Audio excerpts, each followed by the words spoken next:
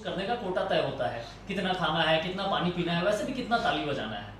अब अगर इस जन्म में कोटा नहीं पूरा किए तो अगले जन्म से ताली ताली बजाने के लिए आना पड़ेगा आपको, फिर मिल जाएंगे कहीं बोरीवली अंधेरी ट्रेन में। हर्ष आप कहाँ से हैं? मैं बिहार से हूँ। तो शुरू करते हैं। देखिए, मैं बहुत ही सरल भाषा में लिखता हूँ, ज़्यादा विशुद्ध शब्दों का प्रयोग नहीं कर पाता क्योंकि ये मेरी अपनी कमजोरी है। अब जैसे क्या होता है ना, ज़्यादा विशुद्ध हिंदी लिखने के बाद एक सज्जन क्या हुआ कि बड़े दिन बाद दिखे। मैंने पूछा, भाई साहब कहाँ थे आप? तो उनका जवाब था कि पवित्र श्रावण मास में स्वप्निवृत्त बस कौरव पांडव धर्म कर्म में अनुसरण मग्न था, श्री कृष्ण जी की जन्मस्थली की यात्रा करा और कुछ दिन बाद जन्म स्थान पर निवास करने का सौभाग्य प्राप्त हुआ। मैं बोला, मतलब मैं समझा नहीं। बोले, कुछ नहीं, जुआ खेलते हुए पकड़ा गया था, जेल चला गया। अच्छा, मैं करता सारा काम अच्छा ही हूँ, लेकिन मेरी थोड़ी सी किस्मत ऐसी है। अब जैसे सरकार ने बोला पेड़ लगाओ, मैंने लगा दिया पेड़, बाद में पुलिस पकड़ के जेल ले गई। फिर मुझे पता चला गांजा का पेड़ नहीं लगाना चाहिए। तो चलिए, मैं सबसे पहले अपना शुरू करता हूँ। जो भी हमारे दोस्त अपने घर परिवार से दूर रहते हैं और फेस्टिवल के टाइम में वो कैसा फील करते हैं, उसके लिए मैं 4 शब्द आप लोगों के लिए पढ़ता हूँ। बस मेरी आंख को अपने वाह में बदल दीजिएगा। रात के अंधेरे में याद कर घर वालों को, तकिए से मुंह ढक के रोता है। रात के अंधेरे में याद कर घर वालों को, तकिए से मुंह ढक के रोता है। जी हाँ, बेटा भी पराया होता है। जी हाँ, बेटा भी पराया होता है।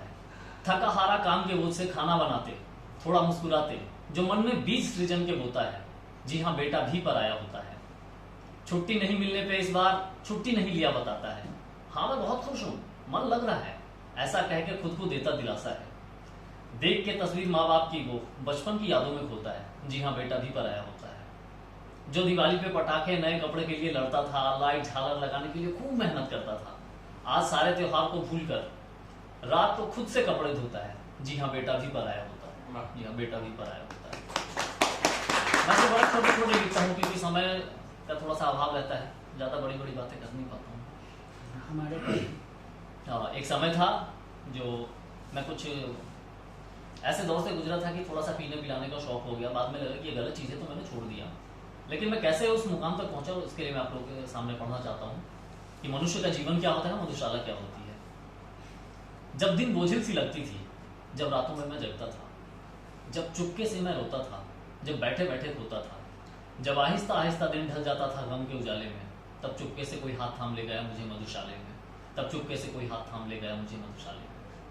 अब वहाँ का एक अलग ही माहौल होता है। भले ही आपकी जान पहचान ना हो, लेकिन 2 पैक पीने के बाद तू मेरा भाई है, ये शुरू हो जाता है।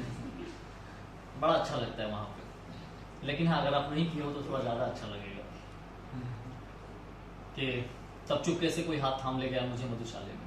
वहाँ गम की कोई औकात नहीं, नफरत की कोई बात नहीं, जाति धर्म बाहर रह गए, मैं खाने की कोई जात नहीं। भाई साहब, वहाँ सब एक हो जाते हैं। वो पहली ऐसी जगह है, और वहाँ जितनी ईमानदारी और सच्चाई होती है बाकी कहीं नहीं होती है। इसलिए कहता हूँ कभी कभी पी भी लिया कीजिए कि जात धर्म रह गए बाहर, मैं खाने की कोई जात नहीं। हर गम वहाँ काफूर हुआ, मैं के पहले प्याले में, चुपके से कोई हाथ थाम ले गया मुझे मधुशाले में। तब से अब तक मैं पीता हूँ और पी किया जाना है।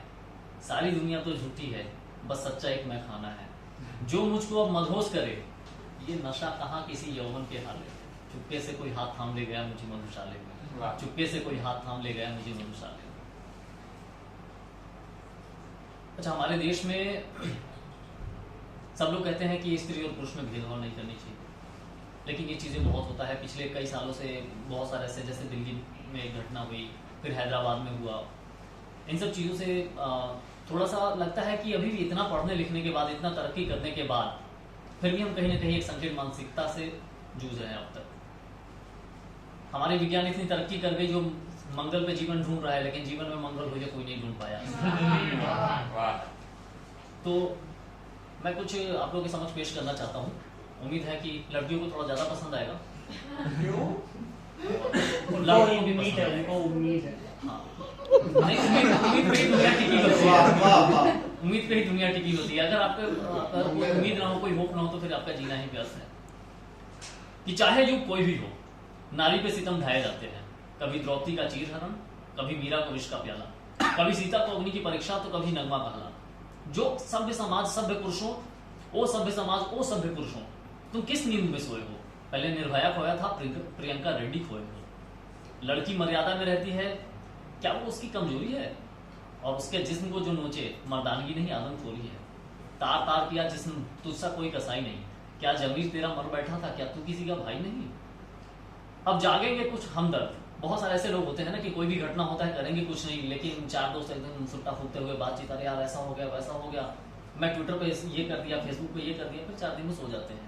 लेकिन मजाल नहीं कि उनके अगर वो कहीं जा रहे हैं, बगल में कोई लड़की छेड़ रहा है तो देख के इग्नोर करके चले जाएंगे, और मौका मिले तो खुद भी सीटी मार के चले जाते हैं। ये भाई साहब तो आग भी मार रहे थे। Thank you. नहीं, आपकी प्रवृत्ति बता कि तार तार किया जिस्म तुझसा कोई कसाई नहीं, क्या जमीन तेरा मर बैठा, क्या तू किसी का भाई नहीं? अब जागेंगे कुछ हमदर्द और हमदर्दी दिखाएंगे, कहीं जुलूस कहीं कैरेक्टर मार तो कुछ फेसबुक पे नारे लगाएंगे।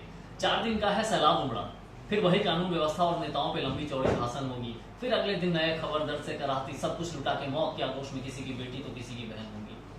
छू है ऐसे नपुंसक समाज पर जो आज तलक सोया है, पहले भी कई बेटियां खोई थी और आज भी जो कई बेटियों को खोया। क्या बात है, बहुत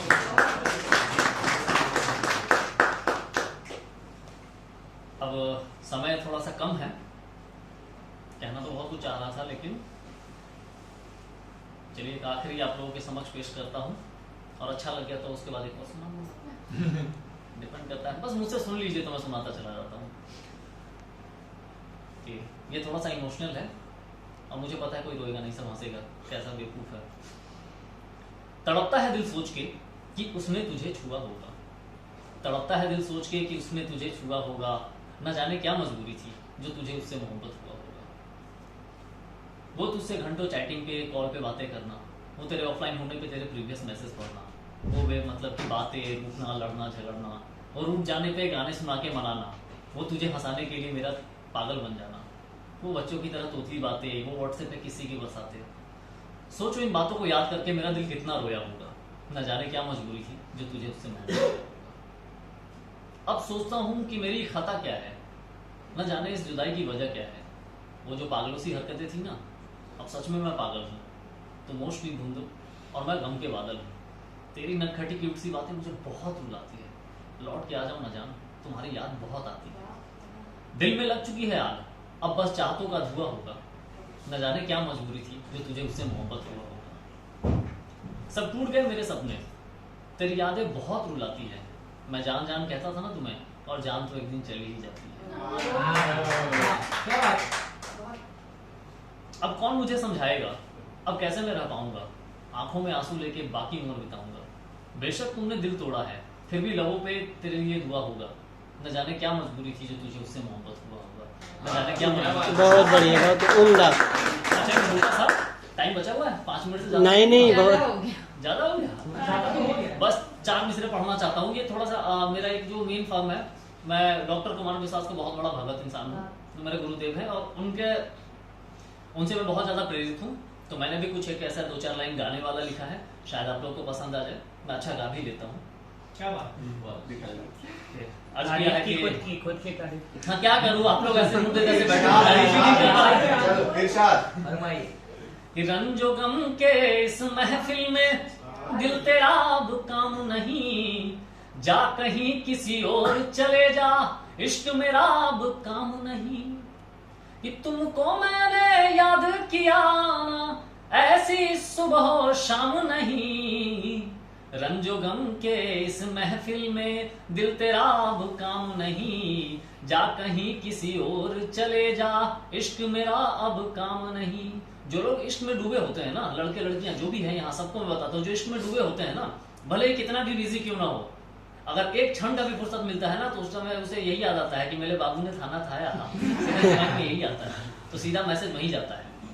उस क्षण के लिए पढ़ रहा हूँ कि तेरे बिन बेरंग थी होली, दिवाली में खालीपन, बोझिल लागे मुझको जवानी, याद आई बीता बचपन। अगर दिल में ठक से लगे तो वाह में बदल देना कि बोझिल लागे मुझको जवानी, याद आई बीता बचपन।